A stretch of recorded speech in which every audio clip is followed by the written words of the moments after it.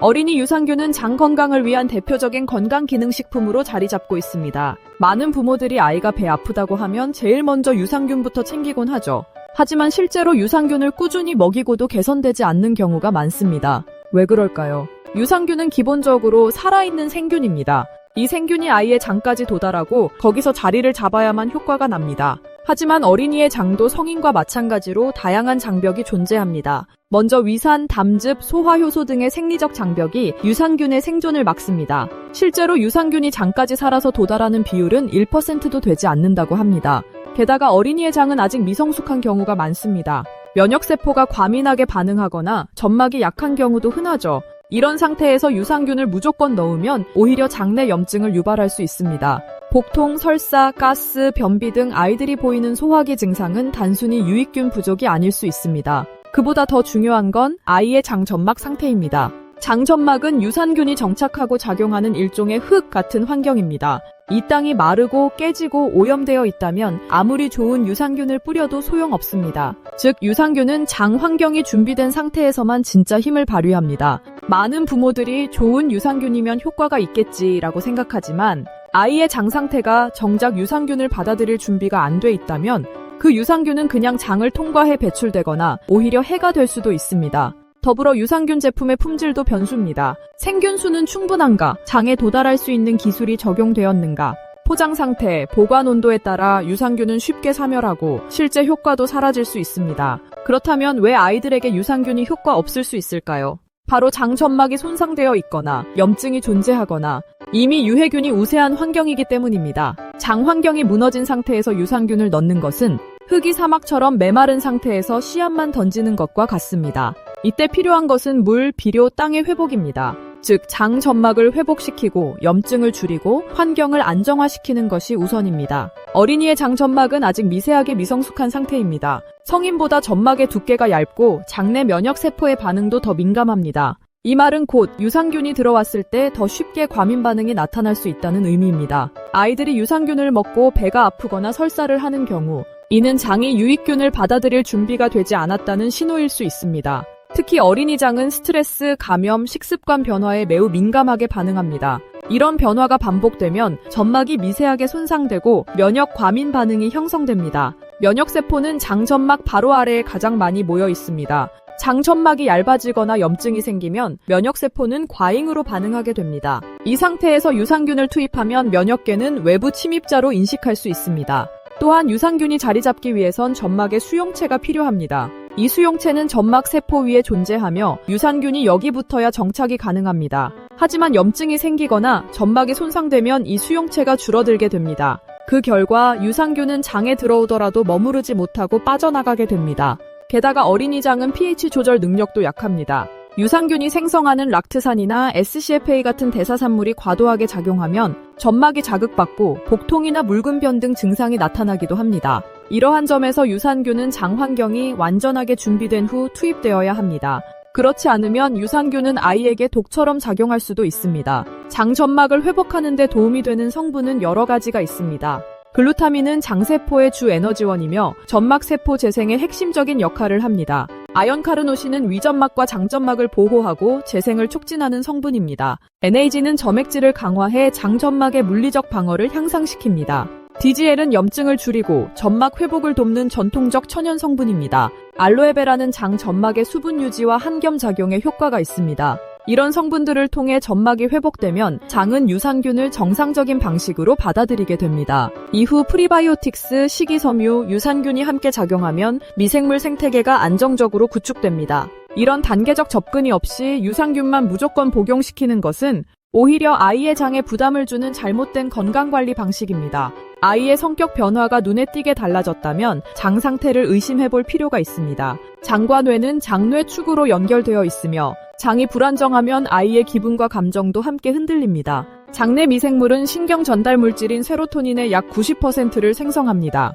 세로토닌은 기분, 수면, 식욕, 충동 조절에 관여하는 핵심 물질입니다. 장내 세균 균형이 무너지면 세로토닌 생산이 줄고 결국 아이는 불안, 우울, 예민한 감정을 자주 경험하게 됩니다.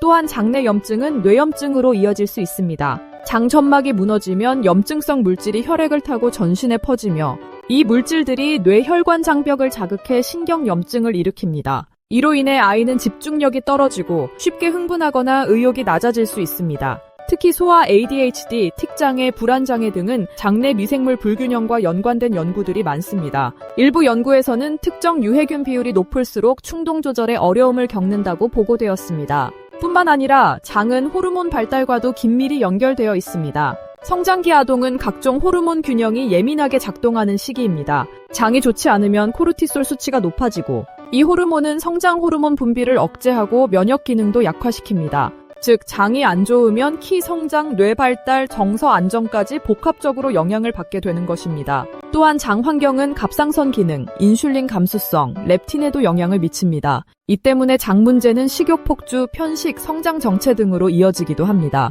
결국 아이의 성격, 집중력, 감정, 성장 속도까지 모두 장이 결정할 수 있습니다. 유산균만으로는 이런 연결고리를 완전히 회복시킬 수 없습니다. 장점막 회복, 염증 억제, 미생물 다양성 복원이 병행되어야만 유산균이 비로소 그 효과를 발휘할 수 있는 환경이 만들어집니다. 그렇다면 아이의 장 건강을 위해 실질적으로 어떤 전략이 필요할까요? 첫째, 가장 중요한 것은 장점막 회복입니다. 장점막은 아이의 면역과 흡수를 담당하는 최전선입니다. 글루타민, 아연카르노신, 알로에베라, DGL, 에너지 등은 점막을 재생하는 대표적인 성분입니다. 이러한 성분은 유산균보다 먼저 복용해야 효과가 확실히 나타납니다. 둘째, 식단 조절입니다. 트랜스 지방, 정제된 탄수화물, 인스턴트 음식은 장염증을 악화시킵니다. 반면 채소, 식이섬유, 항산화 식품은 장점막을 보호하고 유익균의 먹이가 됩니다. 셋째, 스트레스 관리입니다. 어린이도 스트레스에 민감하며 이는 장의 운동성과 점막 상태를 흔들 수 있습니다. 규칙적인 수면, 놀이 시간, 부모의 정서적 안정감이 아이의 장에도 긍정적 영향을 줍니다. 넷째, 유산균은 마지막 단계에서 보조적으로 사용되어야 합니다. 아이의 장 상태를 충분히 회복시킨 후 유산균을 저용량부터 천천히 시작해야 합니다. 특히 어린이는 성인보다 면역 반응이 예민하기 때문에 유산균 선택 시 내산성, 저자극성, 품질 검증 여부를 반드시 확인해야 합니다. 다섯째, 장의 회복은 단기전이 아닌 장기 전략임을 명심해야 합니다.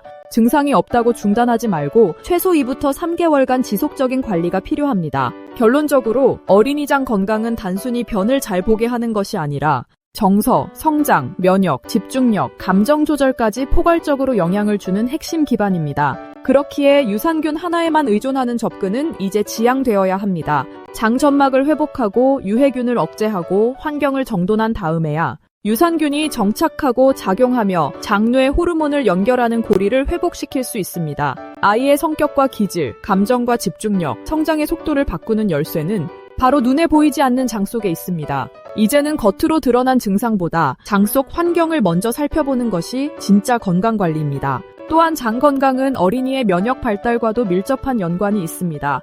장점막은 면역세포가 가장 밀집된 조직 중 하나로 면역계의 약 70% 이상이 장에 집중되어 있습니다. 따라서 장점막이 손상되거나 염증 상태일 경우 어린이의 면역 기능은 쉽게 불균형 상태에 빠지게 됩니다. 실제로 아토피 피부염, 천식, 알레르기 비염 등을 앓는 아이들의 경우 장점막의 염증과 누수 증상이 동반되는 경우가 많습니다. 이런 상황에서는 단순히 유산균만을 투여하는 것보다 먼저 점막 회복과 염증 조절을 통해 면역 시스템의 안정화를 유도해야 합니다. 점막이 안정되면 과잉 면역 반응이 줄어들고 과민한 피부 면역 반응도 함께 완화되는 양상이 나타납니다. 한편 어린이의 장은 신경계와도 밀접하게 연결되어 있습니다. 우리가 흔히 두 번째 뇌라고 부르는 장은 실제로 1억 개 이상의 신경세포를 가지고 있으며 뇌와 직접적인 소통을 담당합니다. 특히 세로토닌의 90% 이상이 장에서 합성되기 때문에 장내 환경은 감정, 수면, 집중력, 불안정성 등에 직결됩니다. 아이의 장 상태가 불안정할 경우 과민하거나 분노 조절이 어렵고 작은 자극에도 쉽게 예민해지는 경향이 나타납니다.